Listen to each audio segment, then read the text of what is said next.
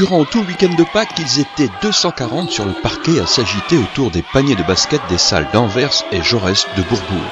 240 enfants de 10 et 11 ans, autrement dit les U11, répartis dans 24 équipes, parfois venues d'assez loin. On a des équipes étrangères alors, qui viennent de très loin, comme Al Riyadi qui vient de Beyrouth au Liban, Berlin d'Allemagne, des équipes belges, hollandaises, suisses.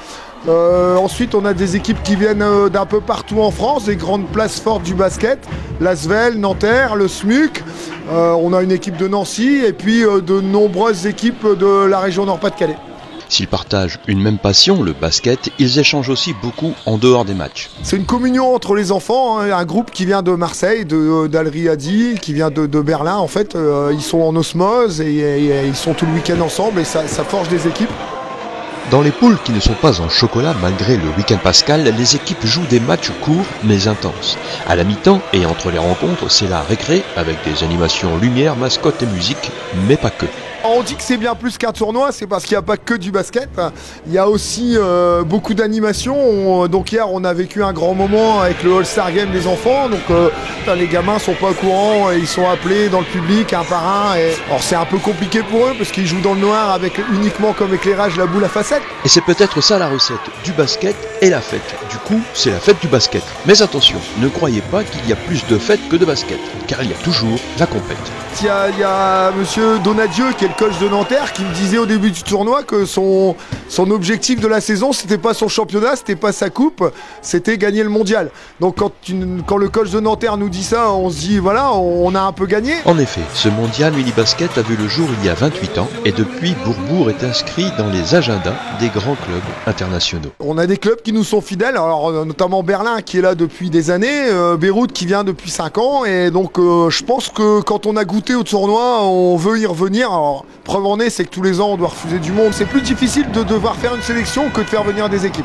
À la fin du week-end, c'est la finale. La salle Jean Jaurès est comble, la tension est là, palpable. Les supporters se font entendre, les jeunes joueurs coachés font chauffer le parquet, certains semblent même avoir le feu sacré. On a Valentin Bigotte qui joue en Pro A aujourd'hui et qui a fait le tournoi avec l'équipe de Grande-Sainte. Et puis un peu plus récemment, on a Victor de Nanterre qui a gagné le tournoi, je pense, il y a 4 ans et qui a été approché cette année par Barcelone. Je ne vais pas dire qu'on a que des futures stars, mais on en a quelques-unes et on en est fiers. Fin d'après-midi, lundi, on connaît le podium. La remise des récompenses, coupe et médailles retient l'attention du public qui envahit l'espace de jeu.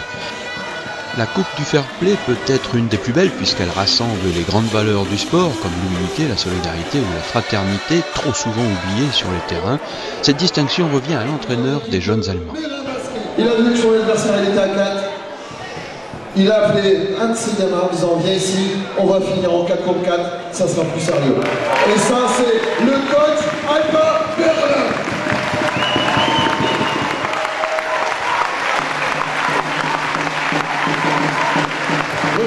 Il n'a pas compris pourquoi il était ici. Pour la 3e année consécutive, c'est Nanterre qui enlève la coupe tant convoitée. Dans toute compétition, il y a ceux qui rentrent avec la coupe et ceux qui s'en sont approchés. Ce qu'ils auront partagé se situe bien au-delà d'une coupe et ce qu'ils auront vécu ce week-end restera, à n'en pas douter, gravé dans leur mémoire comme un moment particulier de jeu d'amitié et de partage dans les rebonds d'un ballon de basket.